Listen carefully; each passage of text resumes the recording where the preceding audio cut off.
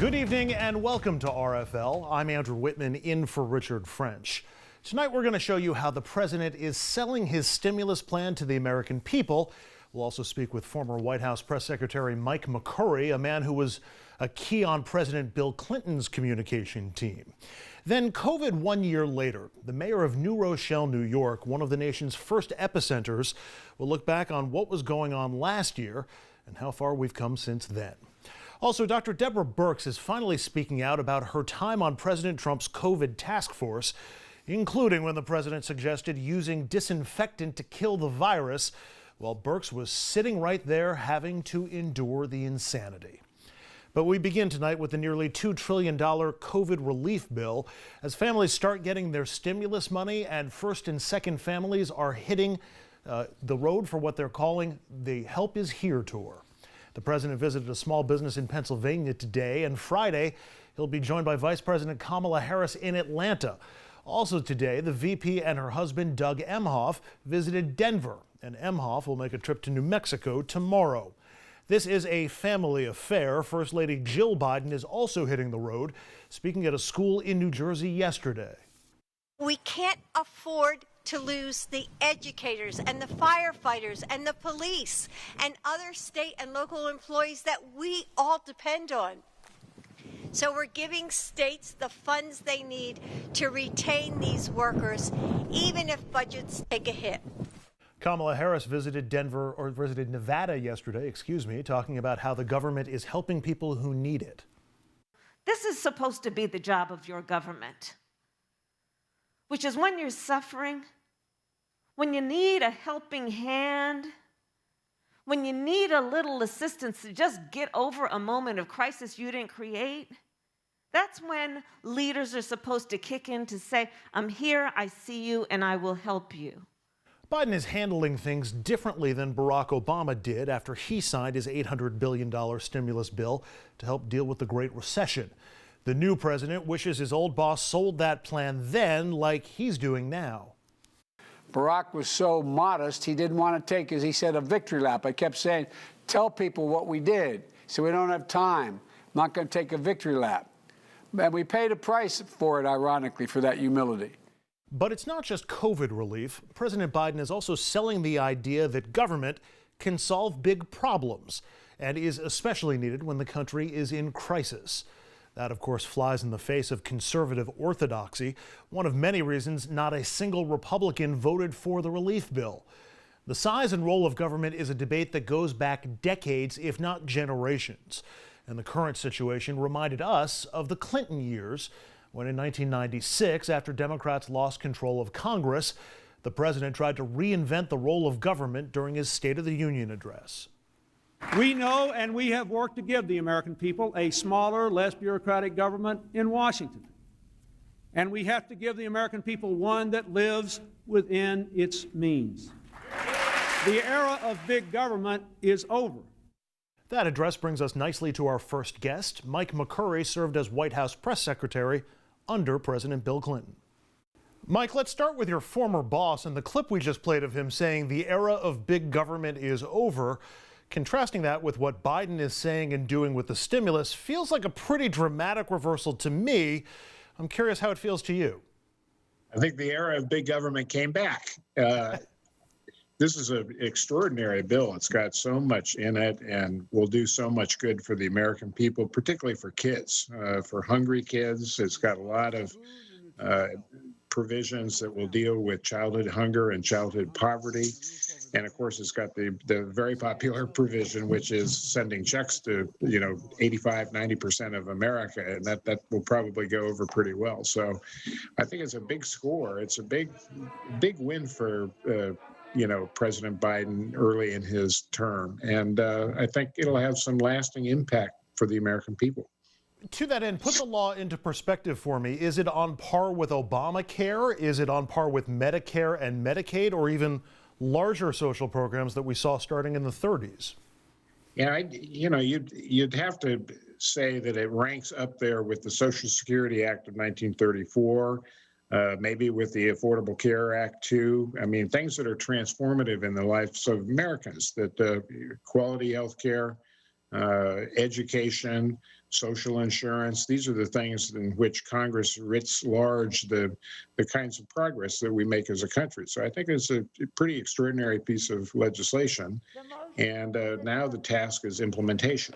And that has to go well. And the Biden administration, I think, is fully aware of that. But they're going to have to do everything they can to make sure that the checks arrive where they're supposed to go, that they eliminate waste, fraud, and abuse, which is, frankly, not a big problem.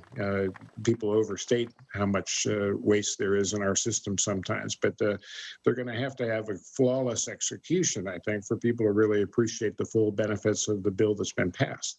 There is another aspect to it, which of course is the selling of the bill. As we've heard from President Biden and additional reporting, he and other Democrats are keenly aware of what they think was a mistake by the Obama administration, saying they didn't sell the benefits of their stimulus or of Obamacare well enough as it was passed or as the benefits reached the public. Do you agree that Obama mismanaged those optics? And how should the Biden team sell the stimulus in a way that overcomes any Obama errors? Well, I think it's true that you have to trumpet your own horn because no one's going to blow it for you. And I think that probably was, maybe a missed opportunity by President Obama, but it was contrary to his nature. He's not a guy who likes to go out and brag about achievements to begin with. But I think President Biden understands that the American people have to understand the benefits that are going to come from this legislation, the impacts it'll have on local communities and schools, in addition to just the benefit that goes directly to each family. And getting out on the road and taking it on the road and, exalting the benefits of the bill, that makes perfect sense to me. I think it's smart that they're going to go out and try to sell it. But because the benefits help people on an individual level, individual families, even individual school districts or individual towns, something like that, how do you turn individual stories of 350 million Americans into something that's presentable for a Joe Biden or a Kamala Harris, and in a way that actually has an impact on the rest of the country?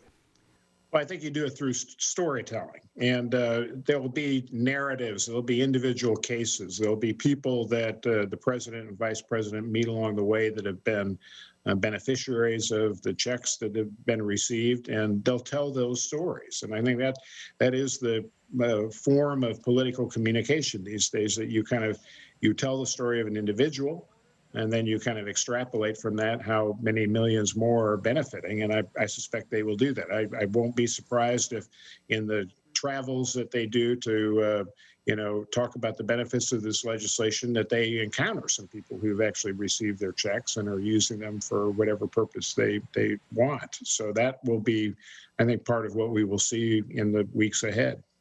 The stimulus and Obamacare have something else in common. The public likes the contents, but we're hearing that they don't know all of the contents, especially in the stimulus bill, things like the child tax credits and the other benefits that are in there for parents. It's one of the reasons why Obamacare got more and more popular over time. People learned firsthand or secondhand what it actually did. Wouldn't just educating the public about what's in the stimulus for them go a long way? I think that's absolutely correct. They're going to have to talk about some of the provisions that maybe people don't fully understand or know about. And, bringing those to the fore, doing it with, typically on the road, you kind of gather people together who've had some change in their own circumstances because of the benefits that they've received, and to talk about it. When I worked for President Clinton, he was fond of doing these roundtables with, average citizens who would talk about some of the legislative priorities that the Clinton administration had. And I think that's an effective format. I wouldn't be surprised if you see that. And that actually plays to President Biden's strength, because I think he's a very affable, engaging person. He likes, yucking it up with people. And I think we'll probably see some of those roundtables appear again. If educating the public has value, is that something that can be done with PSAs and government dollars? I mean, we do see that. Well, we saw it with Obamacare enrollment reminders before Trump stopped that spending. We still see it when it comes to things like Medicare open enrollment or veterans assistance. Should, let's say, the Labor Department be putting out stimulus PSAs to let everybody know all the benefits that are available? Well, I think it's always good when our government, gives us information that we need. And I don't object to doing PSAs. I don't object to former presidents getting on the air and touting the benefits of this legislation. I would like to see our former first ladies do this. I don't think there's anyone in America more popular than Michelle Obama. I hope she does a PSA. But it's all part of the theater and the drama of the way presidents communicate now. Some of the old traditional ways of giving big speeches in prime time or speaking from the east wing of the White House or the formal setting that you get in the White House is nearly not as effective as just going out and being with people who talk about their own circumstances and their own lives. And so I suspect that we'll see a lot of that kind of, presidential event making going forward. But there is a danger, Mike, in tooting your own horn too vociferously. We went through 4 years of that happening almost every day. I don't imagine you're worried about President Biden going too far in tooting his own horn. No, he's not going to become a Trumpian, that's for sure. But he will trumpet the success that he's had, and I think that is the right thing to do. But I think you're correct; it has to be done in a measured way. It has to be done with some humility. He has to acknowledge. I hope he acknowledges that Republicans, even though they didn't vote for this legislation, they did play a role in crafting some of its elements. And I hope over time, Republicans in Congress will realize that it probably doesn't make much sense to be against something that is so popular. And we even see already some examples of Republican lawmakers showing up in their districts to take some credit for the legislation that they did not vote for. So, I suspect we'll see more of that too. Finally, Mike, that brings me to a Biden style question, and it's a question about his style and his optics, so it's in your lane. We've seen President Biden speaking about pain and loss, his own, of course, but also the pains and losses that have battered the nation during COVID. But you don't celebrate VE Day or VJ Day by counting the war dead. You celebrate by celebrating. Is Biden going to need to turn the page on his messaging from consoler-in-chief to sort of celebrator-in-chief? Do you think he can do that? And how would you suggest he change that messaging to reflect what we're already seeing as a change in perspective among the American people? Well, I think his personal life story is very compelling, and that creates some kind of bond with people who have suffered themselves or who have lost someone because of COVID or because they've just struggled with the kinds of things that Joe Biden has had to struggle with in his life. So I think that gives him an authenticity, for his presidential statements and appearances and events. But he's not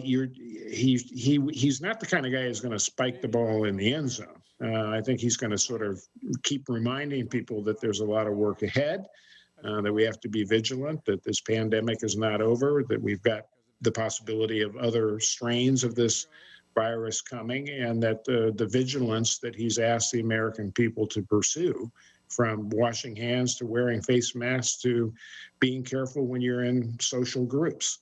I suspect that message will continue, and I think over time, if you repeat something long enough, people finally get the message. And I hope that will lead to some transformative behaviors, even down in Florida during spring break week. But that's the kind of change that we need to, contemplate and hopefully carry out. Mike McCurry was a White House press secretary under President Bill Clinton. Mike, really appreciate the time. Thanks so much. Yeah, glad to be with you. And up next, remember when Donald Trump raised the possibility of injecting disinfectant to kill COVID? How could you forget? His COVID coordinator at the time, Dr. Deborah Birx, sat there looking uncomfortable. What was she thinking? Now we know. We'll share that with you after the break.